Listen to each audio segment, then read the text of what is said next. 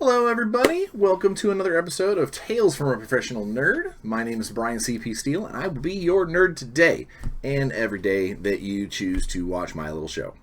Or go to my TikTok at The Professional Nerd.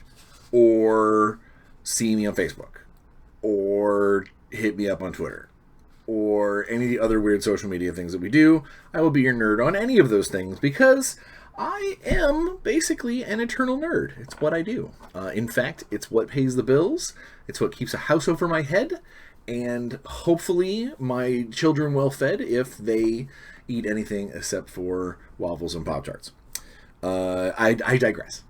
So today's episode came to me as part of as part of my shipment of sponsor t-shirts.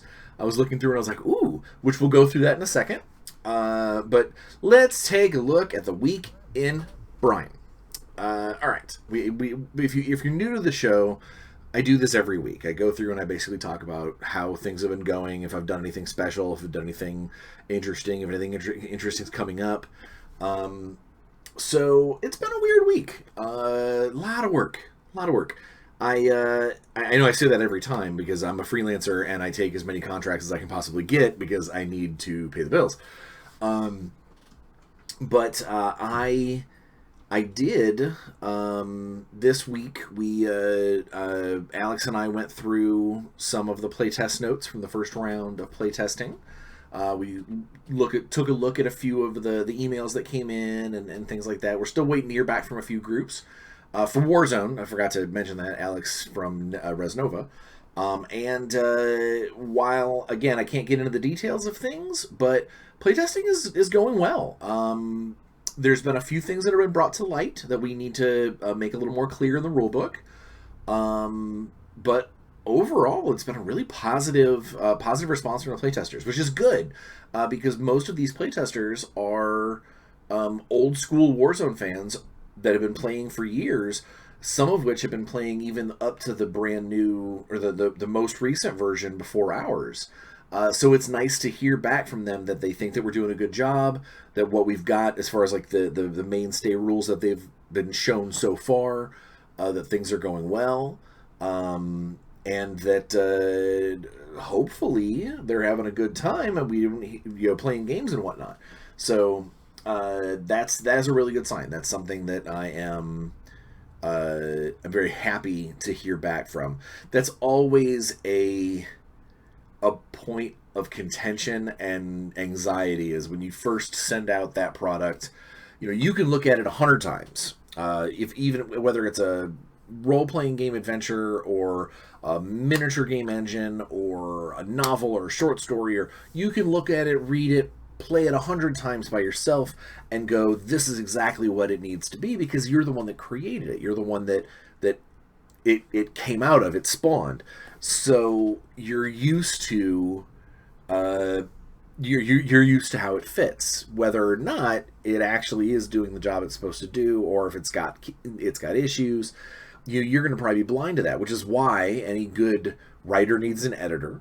Any good designer needs playtesters.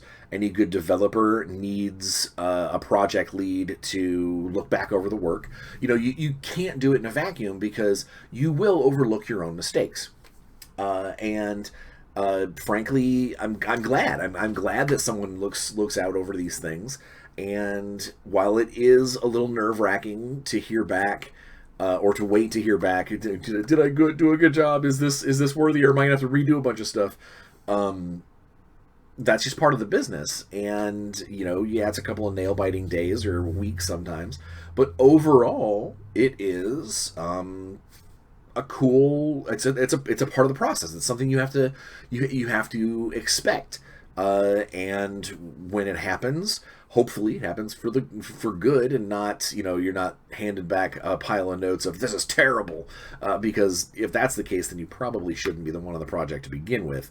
If you handed in something that's that bad, something was amiss before the starter gun went off.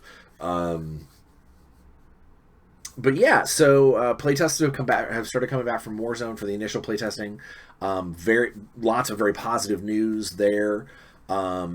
again, the people who are really being vocal about how much fun they're having and things like that, a lot of those people are long-term Warzone players.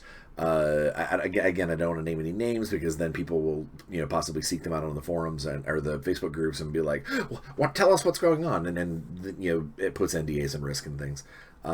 But suffice it to say that several of the playtesters are extremely vocal fans of the license and have been for years. So super happy with that. I am slugging along on the novel. Unfortunately, I hit kind of a doldrum with some other stuff that got in the way, but I've checked with the editor, and he's totally on board with, basically he's doing the whole, as long as it comes back to me and it's good, we're good. So I'm not stressing too badly. I still want to get it done sooner rather than later because I have lots of other stuff that I need to be working on. But it's solid. One of the things that happened this particular week that made me a little crazy, because I've had a couple of long nights this week. Unfortunately, my son's dog at his mother's house very untimely had to cross that rainbow bridge, and unexpectedly so, very, very sudden.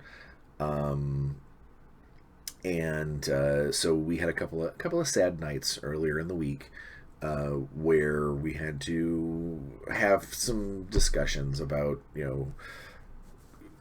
why grown-ups have to make some of the decisions that they have to make, and why it sucks when pets leave us. It's rough. My son's only 12, and he's had two pets pass away where he was old enough to remember them and actually have a lot of time spent with them. One of which thankfully passed while he was on vacation, so it was just one of those, hey, we have to let you know this happened. But then this most recent dog situation, because they knew the schedule and the timing of things, they had to. He was given the opportunity to say goodbye, and he did very, very well. He was very strong about the situation. Better off than me, and it's not even my dog. But it was still rough. It was a hard couple of days. So I didn't get a whole lot done those first couple of days. And I've got doctor's appointments and stuff later this week. So this week I'm not. My work has been solid, but a little hitchy here in places. And then on top of that, so I have another game engine that I have been hired to do, that is coming along fantastically. I'm very excited about that. Again, I can't really talk about it until the client says it's okay, but it is so far unlike anything else that I've put together. I mean, it's similar because it's a miniatures game, but it's unlike anything. My eyeball. It's unlike anything else I've done because of how the dice rolling works into things. Some of the statistics of models is not. It's not something I've ever tried before, but it's something that I think the client's going to be really happy with. So, again, I hope to be able to tell you more about that later in the future, but right now, NDA blockage. But then, while I was juggling all these projects and getting things moving along, my good friend Peter, over at the World of Chaldea, I've mentioned his game before, his world setting, his movie, his comic. I mean, it's a little bit of everything at this point. But he got in touch with me to do some voiceover stuff. I don't know exactly what it's going to be for. or if it's maybe I'm just trying out for a part. I don't know. But either way, it was fun. I hadn't done any voice acting in a while. That wasn't just for fun. So getting to switch around my voice and throw in an accent and act like a monster in one line, and it's cool. I'm excited to see what comes of that. If there's more voice acting in the future, it's something I would love to do. In my spare time, I would love to be able to do more voice stuff. Ideally, somebody would send me a bunch of lines for like a cartoon or a video game or something, and that would be super sweet. But what are you gonna do? Can't have there's not 48 hours in a day, and I'm already only sleeping like 6. But yeah, so between all that thing, so I get that done, and that was super cool.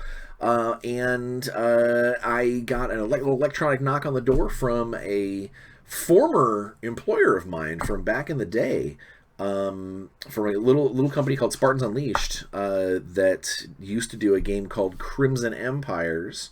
That had to end up changing its name because of some confusion based off of the books and things in the U.S. It ended up being called Cursed Empires, which is a very, very cool, dark, gritty game setting that I did a lot of work for, 10 years ago, 12 years ago. And it sounds like Chris is the guy who owns that company. It sounds like Chris is giving it new life, and so he had asked me to write some more fiction for him, just some kind of flavor fluffy.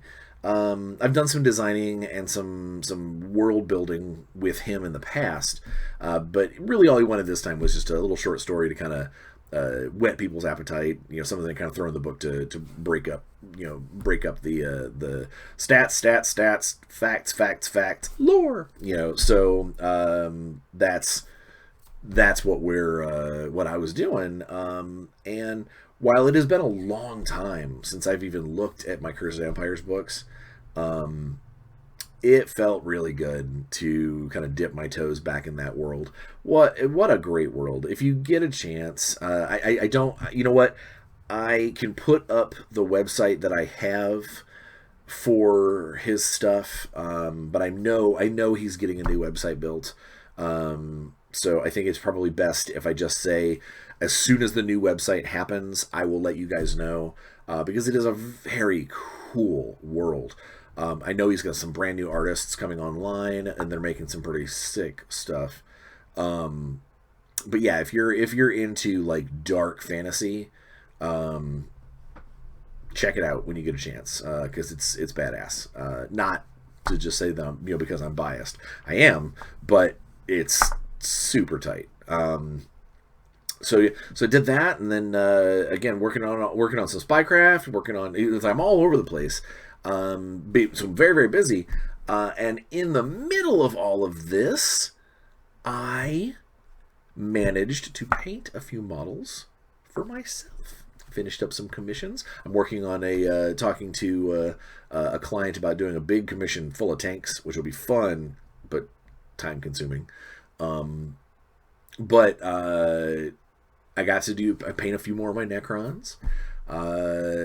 Talking with some friends about putting together some Necromunda stuff. Thank you, by the way, if you're still out there watching, my mysterious benefactor who sent me those Palanite Enforcers. Thank you very much. But yeah, so just it's been a crazy week, and I'm kind of tired, a little sleepy. I look forward to the weekend because I get to role play this weekend. I get to play my Capoeira Cat Monk. On Friday is my 4-year anniversary with my wife, Natalie. Which, because of quarantine and COVID and stuff, we're not really going to do much aside from stay in, probably order some nice food, and maybe I'll maybe I'll go to the good grocery store and I'll make a nice dinner or something. But either way, yeah, it's we got anniversary, and I got D&D on Saturday, and then Sunday, I think I don't have anything. I don't think I have anything planned on Sunday, so I think Sunday might be my day of rest. I might collapse somewhere and fall asleep and just be done for a little while. I think that might be my plans for Sunday. We'll see how well that works out. But yeah, so that's been the week in Bryan. A lot of work, a little bit of playtime, a little bit of cool stuff happening behind the scenes. I look forward there. So real quick before I get into the actual topic, I know I'm rambling, but that's what this show is me rambling about things. I know that there was a thread that opened up in Facebook about a lack of communication concerning the new Warzone and its fan base. I want to address it briefly, and I'm not going to be a jerk and be like, just take what we give and like it. What I'm going to say is, and I mentioned this on the thread, but I think I can probably verbalize it a little better. That we have teased what we have, and explained what we've been able to, because those are things that we know, for the most part, aren't going to change. We might have some wiggle room here and there, but the things that we've revealed so far about that game to you guys in our Q&As, in my episodes, in Alfie's Warzone Chronicles on YouTube, we've talked quite a bit about what we've got planned and what we know is happening. Why we haven't gone any further and said other things is because pretty much from here on out, everything else is kind of still being tested. We don't want to tell you that the game is based around this many models if we decide, going into it, oh, hey, it plays way better with more. Or, oh, hey, we told them it was an action-reaction system, but playtesters have said that the reaction system is bonk. It isn't, but I'm using that as a reference point. So there's things that, we don't want to say in the affirmative, or give that information out, and then 6 months from now, when we're past the Kickstarter and we're talking about this is the cool stuff that's happening, we don't want someone to bring that back up and go, hey, remember when you said, because one, that makes us look foolish. It makes us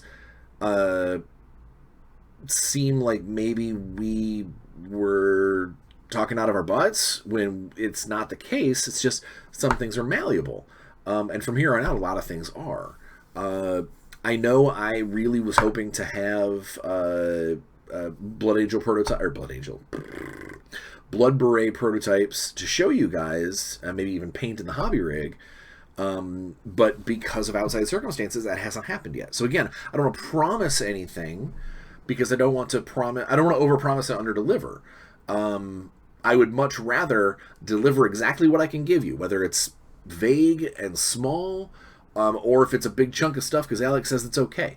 That's what I got, and that's what I'd like to stick with, because again, I don't want to accidentally put my foot in my mouth or get your hopes up about something and then it change, or scare away potential people who are excited about the game because something hasn't been figured out yet in playtest, and then later on we figure it out and suddenly it's a much better game and those people are gone. So we need to make sure that we maintain the intelligence that we give at the right pace, which I know seems grindingly slow, but we would rather have it be slower and distributed carefully than just ramshackle it and throw out as much information as we can and then later on go, hey, remember all that stuff we told you? It's not the case. Because other companies have done that before, where they've promised you a bunch of things and then you don't get it, and then you get disgruntled, and then we have people saying that the Warzone property is cursed, which is not. Of course, that's not the case. Games change hands all the time. There's been multiple editions of tons of different games, so everything's going to be fine. We're moving at a pace that makes sense for us and for Resnova. And when we get an opportunity to tell you stuff, we will. I'm supposed to have a meeting with Alex next week. Maybe I will elbow him a little bit and see if I can't get him to fill us in. Give me the okay to tell you a little bit more about what's going on. Especially now that some of the playtests are coming back, and we might be able to get into things a little bit better. All right, so now that that's been addressed, let's get to the topic of the day. So, I am pretty active on the D&D TikTok, which is a section of TikTok that a lot of people do cosplay and skits and things with their characters, and a lot of lip syncing. That's not what I'm on there for. I'm on there to show people stuff about the gaming industry, to tell them about things that I'm doing. I'm actually sculpting a miniature in sections on TikTok to show people how that process goes.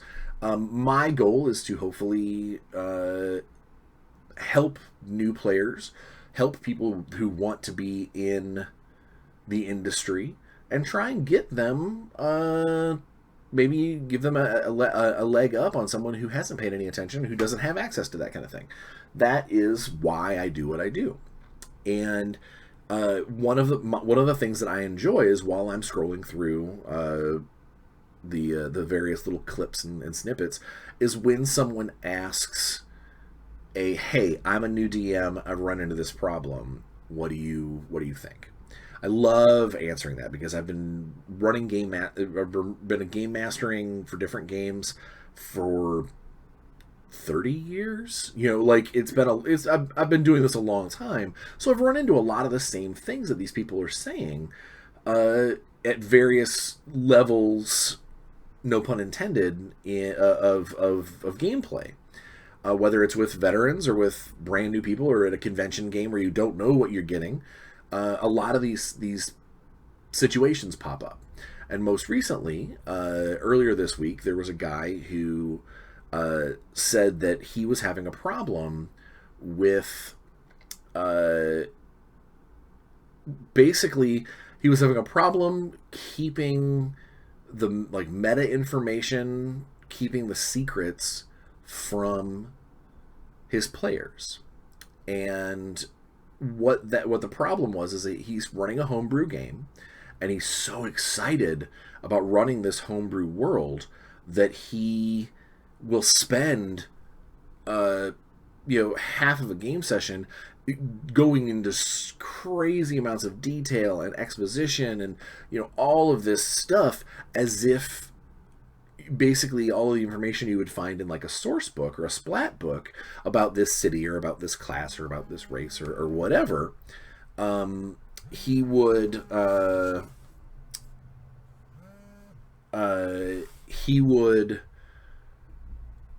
go on at great length. And while the players were cool with having this information, it's like, oh neat, I'm going to learn a bunch of cool stuff, the line starts to blur between what their players actually know and what should remain a mystery.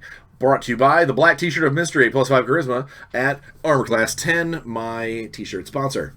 But yeah, so basically, what he's running into is that he's giving away all of his secrets. He's telling them so much about the world because he's so excited that when they run into new things or when they run into something and then he explains it, there's nothing for them to discover.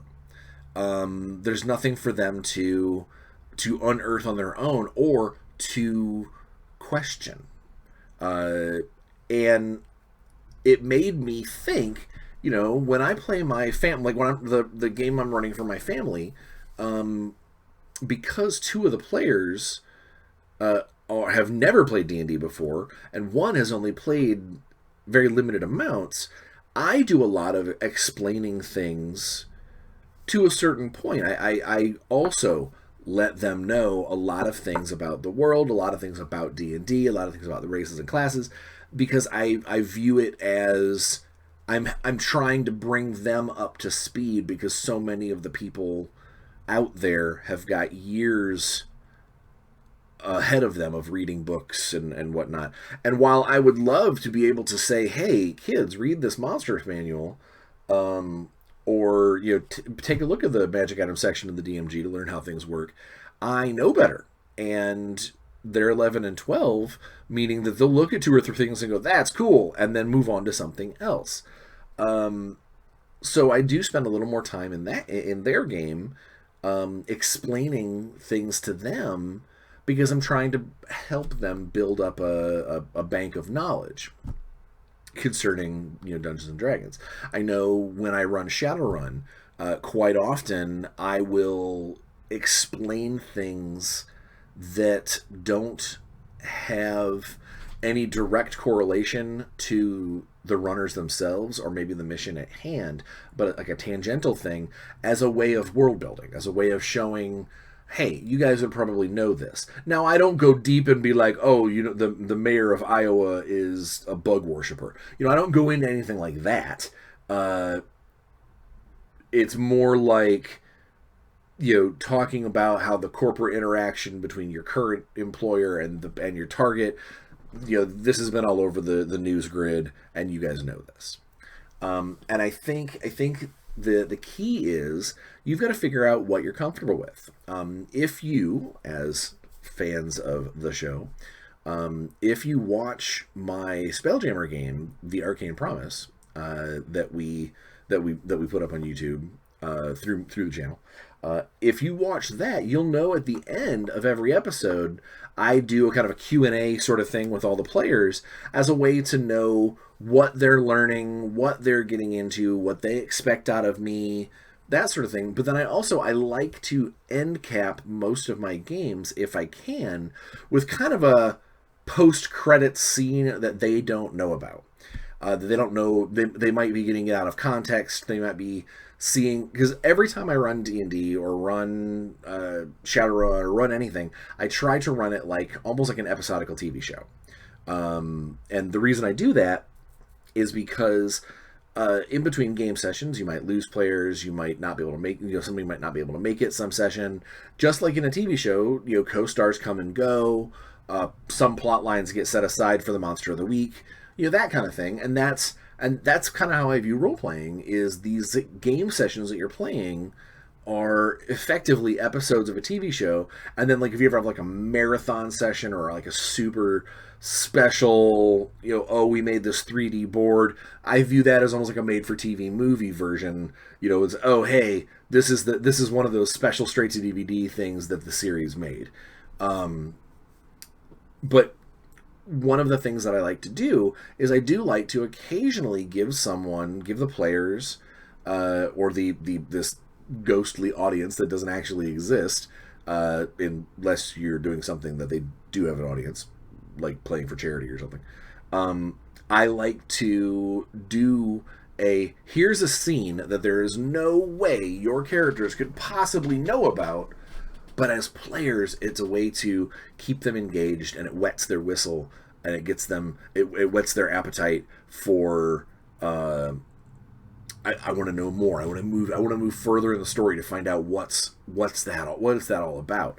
And sometimes it's been as basic as the doors rumble on the dungeon, the heavy iron doors on a dungeon rumble, and you can hear the wails of the dead from the inside. And that could be it. That could be the scene. They don't know where the dungeon is. They don't know what's going on. They don't know why there's things wailing inside. But then, 4 or 5 sessions later, they find this pair of double doors set into a mountain wall, these heavy, heavy iron doors, and they go, All right. As players, they suddenly wonder: is this the time? Is this the doors? Are we about to enter into something that was cutaway worthy? I do a lot of like if there is a big bad that they're just finding out about. Sometimes the big bad will have a scene where he or she or they or it or whatever will maybe even not even mention the player characters at all, but say something that's just foreboding. Like one of those "prepare my ship." Something like one of those. Oh God, the big bad's on the move. And so I like to do that sort of thing. Whereas that is still giving away a secret. That is still giving the players information that their characters don't have, and hopefully the players will be able to separate that in their brain. But it is still going to be a fun moment for them that makes them go, "Oh man, I can't believe we have to deal with this." Um, I personally, I love doing secret magic items. Now some or just items in general. So sometimes uh, there are certain games that, like something like Shadowrun, there's really not going to be a secret unless it's like an encrypted data chip or something like that. You find a new pistol, you're going to go, oh, okay, it's this gun. I look up on the internet what it does. Like it's not hard. If you're playing like a modern spy game, yeah, you might have to do some research or something to like figure out, well, okay, this pen is definitely a piece of spyware, but I don't know what it's going to do. If I click it twice, is it going to blow up in my hand, or is a laser going to shoot out? That sort of thing. And then a lot of fantasy games, there's almost always some kind of magical or ritual you can do to go, oh, this is what it does. Some role playing engines make it easier than others to do so. And one of the things that I like to do is I make them work for it rather than just saying, oh, okay, you guys get 2+2 long swords, a cloak of protection +1, elven boots. Just basically assuming that they're all going to know what this stuff is. I like to give different descriptions of things. Keeps things mysterious. Some of my favorites are potions because you can put them in weird things. You can make them into weird objects. You could I like to with a lot of like monstrous races, they'll have like skulls filled with a potion that like all the holes have been waxed shut, so like what this guy has to do is like smash this skull above his mouth, and like just drip the potion down over his chin. That's awesome. That is a scene. That's the, oh dude, that guy just did that. I like if it's a like a I don't want to say primitive race, but like a more agricultural. That we live in the woods. They might have hollowed out gourds that they their potions are actually in like gourd bottles. They like pop the top off. Or if I really want to get make them go, wow, that's crazy, is maybe I'll have them have potion fruits, like actual fruits that they pluck off of a vine, that like if you eat this fruit, it acts like this kind of potion. That takes a little bit of wheeling and dealing, and basically you got to kind of think that it's like the druidic version of potion crafting or whatever. As the game master, you can do whatever you want. You can make it happen as long as it's cool, and that's what you're shooting for. You're just shooting for it to be cool for your players. And there is nothing, in my opinion, cooler than when a player figures something out for themselves. When if you hand them clues and you hand them hints and you hand them information just willy nilly, they are less likely to work for it, and they definitely are less likely to have that discovery be a standout moment for them. I love it when suddenly something dawns on a player character and they go, oh, this is that thing, or oh, this is what that does. Because these are the things that we remember when we play these games. We don't necessarily remember, oh, hey, that time that I killed that dude with that sword, but you will remember, hey, that time that that we've ended up in a grove full of mushrooms, and we went ahead and was like, well, we're gonna starve without them, and we ate the mushrooms, and it ended up being a bunch of magic fairy stuff, and we went into another dimension. You know, like there's things when they discover secrets, when they discover mysteries, when they figure out how things work. That is what makes me, as a game master, it makes me proud of my players because they figured stuff out. But it also, as a writer and a storyteller, it's very satisfying to be able to reveal just a little bit that this is how it is, and that's always cool too. So I think that's probably my answer to the how do I stop giving all of the information to my players. I think it's that you don't need to give all of the information to the players. You only need to give them what they need, and don't be afraid to tell them your characters don't need to know this. You know, they could just be someone who really likes to kind of chronicle everything. And if that's the case, that's cool. It's nice that they keep such perfect notes. But there are things that you might not necessarily want them to have written down in their little knowledge base, because it is new to them. It is something that they don't necessarily know, and there's no reason for them to know it, so you just don't explain it.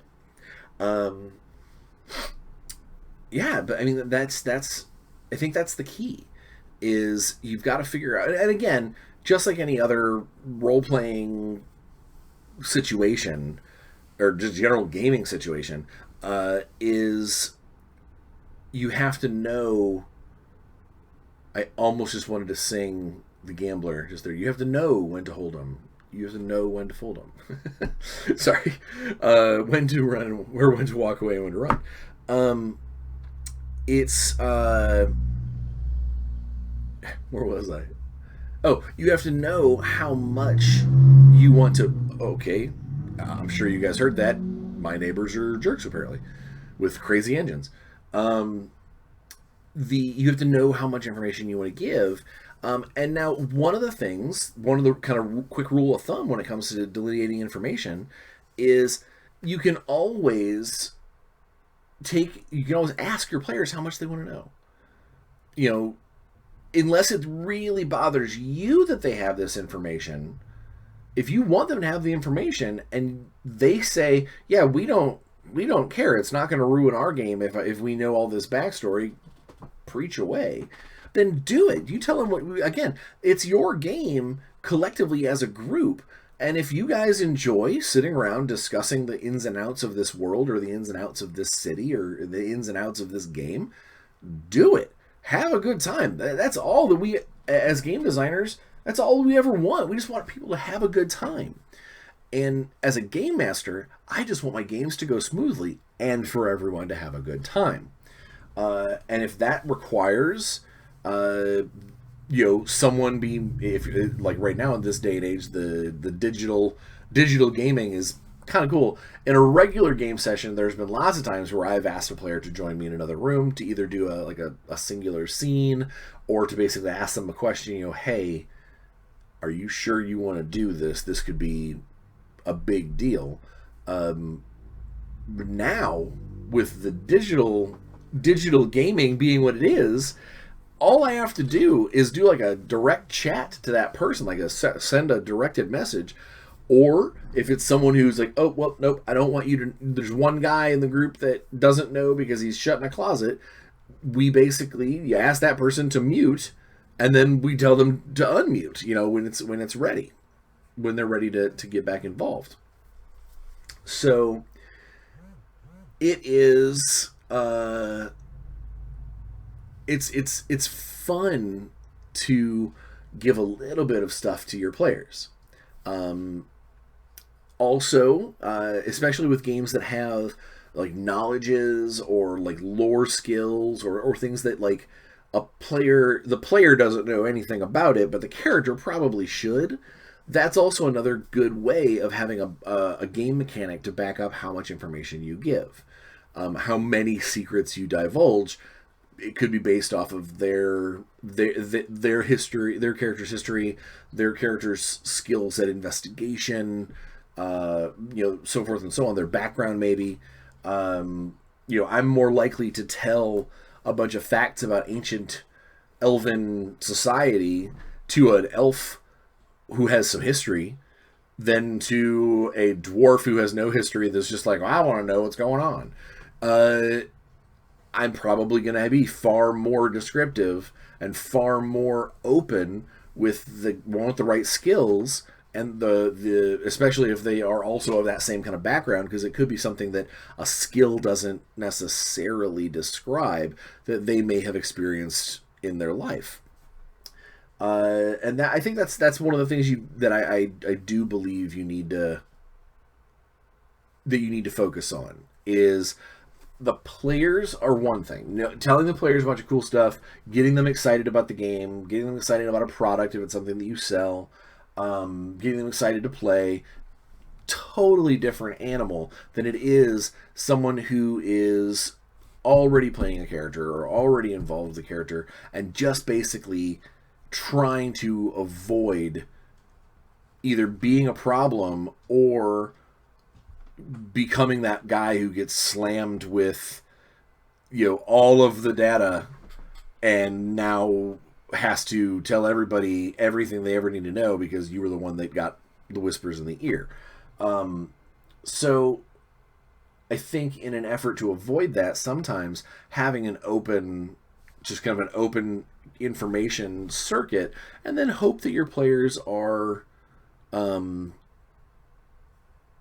mature enough as players, they're veteran enough to separate what they know and what they don't know, and don't let their players suddenly go, oh, we have to go to the bottom of the ocean because that's where the dragon sword is. Guess what? You don't know that's that. We're just talking about myths and legends. Shut up. Like you can easily normally you can easily as a game master tell whether or not a player is using knowledge that they shouldn't have. If you've given them too big of a secret, you've shown off too much stuff, and the mystery is blown for them, so now they are using that information like it's just something that they picked up in the newspaper yesterday. Oh, okay, there's a dragon sword at the bottom of the ocean. Okay, then. You can seed them with a legend or a myth or some crazy sailor who says, I get to where I think it is, and the Kraken comes and always pushes us away. That could be a reason to go after it. Just basically being like, I'm gonna do this because I can, isn't necessarily realistic, especially if what you're doing is gonna reveal something. That is probably, I'm gonna rant for a second. That is probably one of my least favorite playerisms. Is when one person at the table or one person in the group or whatever does something cool and finds out something cool, or does something cool and fails to find out something cool because of die rolls or lack of a particular type of vision or a different computer program or whatever, and then immediately someone else at the table goes, well, I'd like to check too. I'd like to, and it's like, bud, I didn't tell you to do this as a game master. I wasn't the one that told you that your computer chirped and you should do a thing. I wasn't the one that told you that lightning struck and gave you these powers or whatever. So if you're a player and another player gets a piece of information or has an opportunity to get a piece of paper or a piece of information, don't just assume that your character now knows about it and your character is there and your character knows all the ins and outs of the same thing that character does, because you don't, unless you were there, unless you were part of the thing. Just because you were there as a player and listened to them talk about their information doesn't mean that character then went to the rest of the party and said, okay, this is what I'm telling you.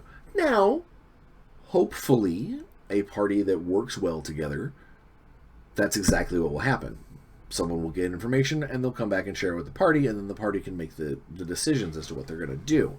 Keeping secrets from the rest of your party can be problematic, especially if, as players, they know that you're keeping those secrets.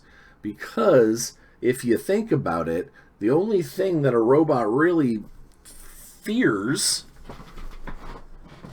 the only thing that sometimes the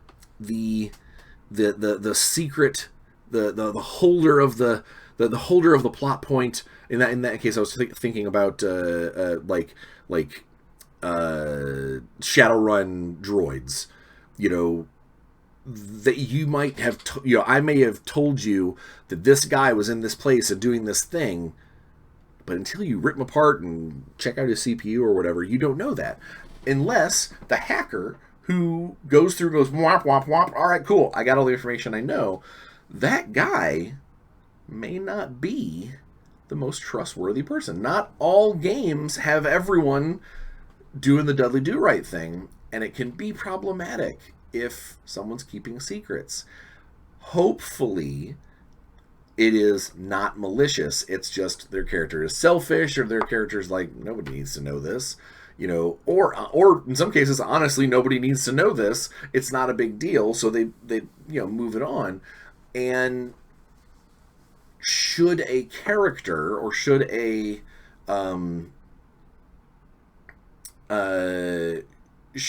fellow player character start doing the whole, well, we know you said you hacked that robot, and the player's like, no, I never said I hacked anything. I just, that guy shut down, and that's what happened. Players need to respect the fact that that player right now is trying to be secretive. He's trying to have his own little story within the story, which is awesome, which is fine and dandy. I know in multiple games that I've been in or run, there's almost always one character that's doing the whole, all right, I'm going to be the shady guy. I'm going to be the one that maybe people trust, maybe they don't. And until something major happens, they kind of stay as the outlier. They kind of stay, or perhaps fight the weirdness with comedy, or perhaps be so vital in close combat that no one really asks, hey, remember that day that he went into the woods and came back covered in blood and said it was no big deal? Maybe we should inquire more about that. No way, dude. That guy murders bad guys like nobody's business. We want him to stay on our side. We don't want to poke the bear. And so I think where it becomes an issue is when a player is keeping secrets from the rest of the group, just solely to have something over on the other players. Now, if it's part of your character, if your character's a con man, if your character is some kind of roguish rake, perhaps a subclass that you don't know about yet,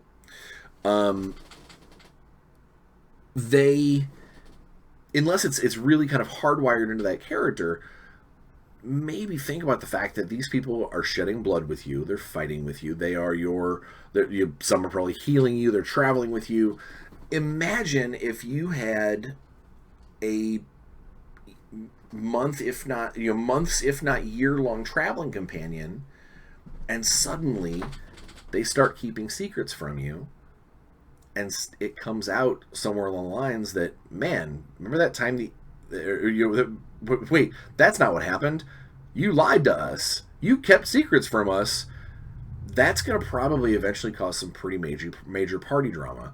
And unless your party members or team members or whatever are extremely laid back and are like, yeah, that's cool, whatever, we don't care that you kept these secrets, you're probably going to have at least half a game session worth of back and forth, I can't trust you, I can't trust you, I can't trust you, I can't trust you, and then someone ends up throwing themselves off a cliff. So it's you gotta watch, as a game master, as a storyteller, as a dungeon master, you've got to watch the amount of secrets. Yeah, I know there are certain games that rely on secrets, that rely on everybody. Vampire is very much that way. That all of the players kind of have their own little dirty secret that they don't want anybody else to know about. Call of Cthulhu. A lot of times, the characters will have some kind of quirk that they don't want anyone to know about because it's major.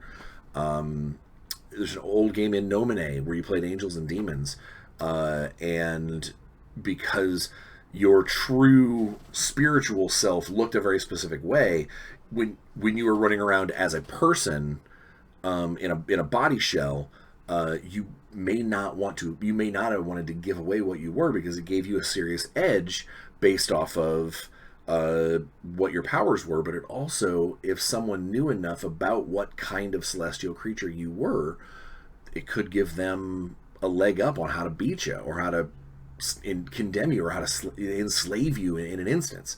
So that's what those games kind of built into their game systems. What that was designed to do. Those secrets are supposed to be there. In a regular game, in a regular chronicle of whatever game you're playing, it's kind of up to the game master and it's up to the players to figure out where that happy medium is of where they feel, how much information do they get, how little information do they get. Do we want to keep them completely in the dark and treat them like mushrooms, or do we want to feed them just enough to keep them happy and then let the story tell itself? On a more kind of commercial level, I know there are game masters out there that don't let their players buy the source books. They're like, no, I don't want you to know what the monsters can do. I don't want you to know, I don't want you to look up the PDF for this adventure because you'll now know all this stuff. I know, me personally, I dislike running through the same adventure twice. Because once I've already known all the tricks and all of the secret doors and all of the surprises, it's just one big long spoiler for me, and I lose out on a lot of the fun factor because it's not something that I care about. It's like the floor falls out in this next room. I might not say that out loud to ruin the fun for everybody else, but I definitely, in the back of my head, I'm gonna be like, all right, well, floor's gonna fall out, 3, 2, 1, up, pit trap, So it kind of comes, again, it comes down to what the players want, how much information they want, how much information you feel comfortable giving, and then on top of all of these things, what would be the least damaging to your chronicle at large. Because if you give them all the secrets, then why are they playing? Or if you're giving them all the secrets because it's all well-known stuff, then none of it's actually a secret anyway, and it's all just common knowledge. So you shouldn't feel bad at all. It's just going to probably take you a couple of game sessions to get all that stuff out for everyone to know. I think that is why I prefer games like gaming systems that have a player's book or a player's handbook or a player's guide or guide to the character or whatever, and then also like a dungeon master's guide or a storyteller's book or whatever, because when the group gets together, whoever's running that game can say, I would rather if you didn't get this book. This book has too many secrets in it. I don't want you to know. I'll tell you what you should know. That and everything in the player's book is open. It's for you. You have even if you don't have all of the points in history even if you don't have all that stuff, you should at least have a grasp of what's in the player's book, and then I will tell you what you need to know out of this one. That's pretty much it. Don't keep secrets that are going to be damaging. If a fellow player has a secret, don't suddenly know they have a secret. Don't start calling for, I want inside checks, I want bluff checks. Don't be that player, because you pass by 1,000 people a day that might have something on their tongue, that they might have something on their mind that they just got done thinking about, that they just got done doing, and they don't care about talking about you, and you don't know that, and you don't look at them and go, hey, that guy wants to tell me something. It doesn't happen that way. That's not real life. And again, I know it's a role-playing game, and unless you've got some kind of... Now, if you've got some kind of magic power that says, well, when I walk past a person, I know their deepest desire, and that these are secrets that suddenly you're going to learn, then there you go. The rules are trumping what I'm saying. So, up until that point, use your head, figure out what's a nice, comfortable amount of information to give your players to keep them interested, but without breaking the dimensional barriers of knowledge, and your game should hopefully go more smoothly. Also, make sure you take very, very good notes to say what you told them and what you didn't, because you may give them a bunch of information and then 5 game sessions later you go, oh, I remember I told you about that artifact, right? And they go, what artifact? Shit. So make sure you maybe to put little asterisks or highlight stuff that they know, or maybe keep 2 separate journals, whatever you want to do. It's up to you. I mean, again, your games. Or you could choose to run a game where you tell them absolutely everything. As long as everybody is happy and playing and having a good time, don't listen to me. If that's the case, ignore me. I'd rather you not. I like being your professional nerd. All right, so I know we're getting down to the time, so let's just go ahead and say that it's no secret. I just really want you guys to go out there, stay safe, have a good time, spend it with your families, spend it with your friends if you can, wear a mask when you're out and about, and have fun and play some games. We'll see you next week.